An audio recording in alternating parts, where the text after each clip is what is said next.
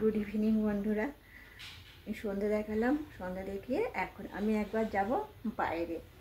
অনেক দিন বাইরে বেরোনো হয়নি, তাই বাইরে একবার যাব। বাইরে যেয়ে কিছু কেনার আছে, সেগুলো কিনে আনবো। মানে গ্রসারির, ঠাকুরের ধূপ কিনবো, আরও কিছু জিনিস আছে, দেখি সেগুলো টুকটাক কিনে নিয়ে আসি। আর যাই, তোমরাও সাথে থেকো, পাশে থেকো, ঘুরে আসি। চলো বন্ধুরা। বন্ধুরা বেরিয়ে পড়েছি, এখন যাচ্ছি রাস্তায়। আর বেশ অন্ধকার হয়ে গেছে, তবে রাস্তায় লাইট জ্বলছে, অসুবিধে কিছু হচ্ছে না। আর সকলকে শিবরাজ ফ্যামিলি ভ্লগে স্বাগত জানাচ্ছি। সকলে আমার পরিবারে এসো, যুক্ত হও, আমার সাথে থেকো। তো বন্ধুরা দেখো, আমি অতটাই গেলাম, তারপর ফিরে এলাম। শুভর বাপি বাড়িতে ছিল না দুদিন, দেখি ও আসছে। আমি ভেবেছিলাম ও আসার আগেই হয়তো আমি কিছু কিনে নিয়ে চলে আসবো, কিন্তু হলো না, তা দেখা হয়ে গেল। ওই জন্য আমি ফিরে এলাম। মানুষটা আসছে আর আমি চলে যাব, আর বাড়িতে কেউ নাইও। আমি চাবি দিয়ে গিয়েছিলাম, উনি ঢুকতেও পারবেন না। তো আমাকে বলে, তুমি চাবিটা দাও, আমি যাচ্ছি, আর তুমি ঘুরে এসো। না না ঠিক আছে করে চলে এলাম, কারণ মানুষ আসছে, তাকে একটু জল দেবো, চা করব, তাই জন্য। আর এখন দেখো বন্ধুরা, কিছু ফুলকপি নিয়ে নিলাম। ফুলকপির একটা রেসিপি বানাবো, মুখরোচক, তাই ফুলকপিটা কেটে নিয়েছি। আর দেখো, ফুলকপির যে পিছনে ডাঁটাটা থাকে, সেটা অনেকটা বাদ দিয়ে দিয়েছি, ওটা তো শক্ত হয়, সেই জন্য। আর তোমরা কেমন আছো বলো? তোমরা ভালো আছো তো আমার বন্ধুরা?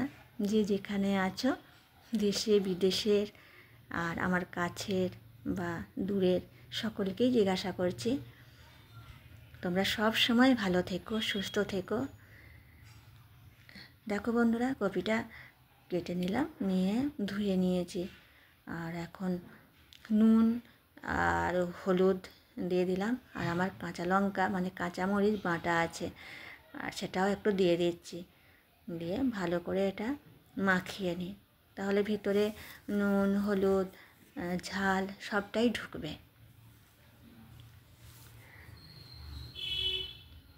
আর সন্ধ্যের দিকে এরকম একটা বেশ মুচমুচে খাবার পেলে ভালোই লাগবে। তো দেখো, সুন্দর করে মাখিয়ে নিলাম। এদিকে চলো, এটা মাখানো থাক। আর আমি গ্যাস ওভেন জ্বালিয়ে একটা কড়াই বসিয়ে দিয়েছি। তেলটা গরম হয়ে গেছে। আর বন্ধুরা, আমি না যতটা পারি কম তেল দিয়ে রান্না করার চেষ্টা করি, কারণ শরীরটা তো ভালো থাকতে হবে, তাই না? বেশি তেল মশলা খাওয়াটাও শরীরের পক্ষে ক্ষতিকর। তাই আমাদের বাড়িতেও এরাও বেশি তেল খাওয়া পছন্দ করে না। আর দেখো, কিছু পেঁয়াজ কেটে নিয়েছিলাম, আর রসুনটা অবশ্য গোটাই আছে, 4-5 কোয়া দিয়েছি, দিয়ে অল্প একটু ভেজে নিচ্ছি। আর আমি তো সব রান্নাই তোমাদের সাথে শেয়ার করি। তা আমার ভাজা হয়ে গেছে, দেখো। এবারে এই পেঁয়াজ রসুন যেটা ভাজলাম, একটা মিক্সার গ্রাইন্ডারে পাত্রে নিয়ে নিচ্ছি, নিয়ে এটা একটু মানে পেস্ট করে নেব। তা দেখো, এই যে রসুনটাও মানে আধ ভাজা হয়েছে এরকম। চলো এবার মিক্সার গ্রাইন্ডারে যেয়ে পেস্ট করে নিই। হয়ে গেছে পেস্ট করা। এবারে এই যে এটা আর একটু সামান্য চিনি নিয়ে নিয়েছি, একটু মিষ্টিও দিয়ে দিচ্ছি টেস্ট ভালোর জন্য। দিয়ে এবার ভালো করে এটাও মাখিয়ে নিচ্ছে কিছুটা, কারণ হচ্ছে ভালো করে মাখিয়ে এই বেশ ফুলকপিটার ভিতরে সেন্টটাও ঢুকবে, স্বাদটাও বাড়বে, সেই জন্য।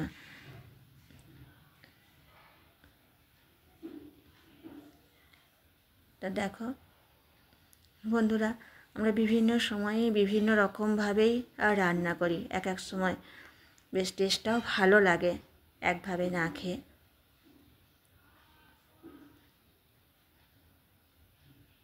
দেখো, এই যে মাখিয়ে নিলাম।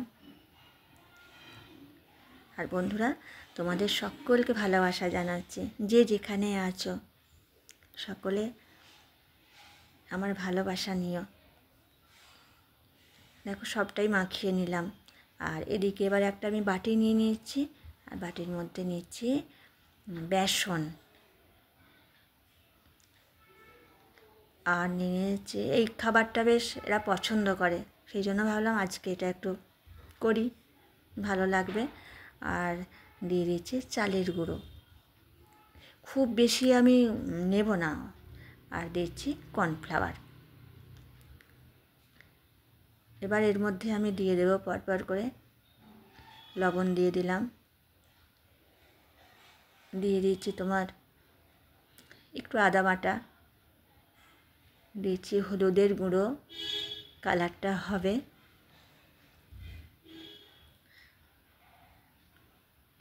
কাঁচা লঙ্কা তো বাটাই আছে, সেটা দিয়ে দিলাম, দিয়ে ভালো করে এটা একটা মিশ্রণ করে নিচ্ছি। এবারে একটু জল দেব, দিয়ে ভালো করে একটা ব্যাটার তৈরি করে নেব।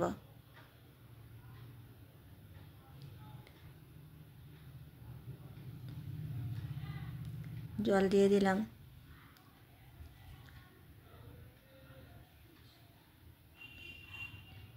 এবার সম্পূর্ণ জিনিসটাকে ভালো করে মেখে নিই। তা বন্ধুরা দেখো আমার মিশ্রণটা তৈরি করা হয়ে গেছে, মানে একটা ব্যাটার তৈরি করা হয়ে গেছে। এবারে এই ফুলকপিটা নিচ্ছি না, নিয়ে অল্প অল্প লাগাবো গায়ে, মানে সম্পূর্ণ আরে পুরোটা বেসনে ডুবিয়ে দেবো সেটা করব না। আর চালের গুঁড়ি দিয়েছি, বেশ মুচমুচেও হয়, কর্নফ্লাওয়ার দিয়েছি, অল্প বেসন দিয়েছি, এইটার টেস্ট কিন্তু অন্যরকম। পকোড়া আমরা বিভিন্নভাবেই করি, বেশি বেসনেও করি বা অনেক রকম মিশ্রণেও করি, কিন্তু আমি এটা একদম কম দিলাম, মানে ফুলকপিটার গায়ে জাস্ট লাগানো থাকবে। তা দেখো সবগুলোই ভালো করে এইভাবে মাখিয়ে নিচ্ছি।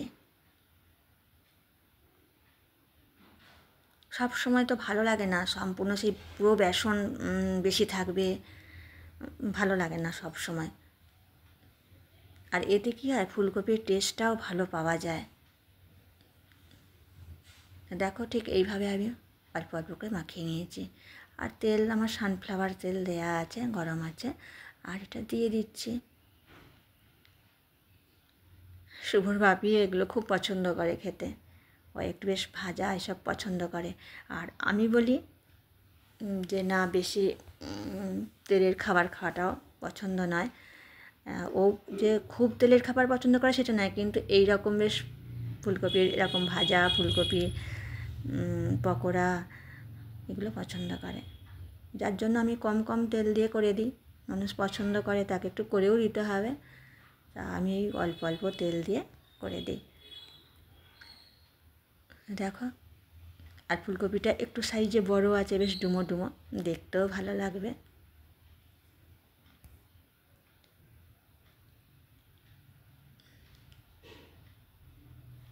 হয়ে গেছে, এবার আস্তে আস্তে উল্টে দিচ্ছি।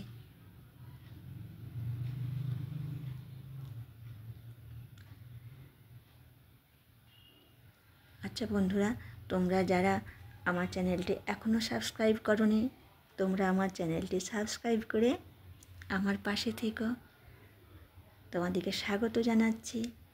আর যারা আমার বন্ধু আছো প্রথম থেকে, তোমাদেরকে অভিনন্দন জানাচ্ছি। এইভাবেই তোমরা আমার সাথে থেকো সব সময়ের জন্য। আর তোমাদের সুন্দর সুন্দর কমেন্ট পাচ্ছি, তাতে আমার ভিডিও করার উৎসাহটাও বেড়ে যাচ্ছে। দেখো বন্ধুরা, হয়ে গেছে, এইভাবে আস্তে আস্তে উল্টে পাল্টে করে নিচ্ছি।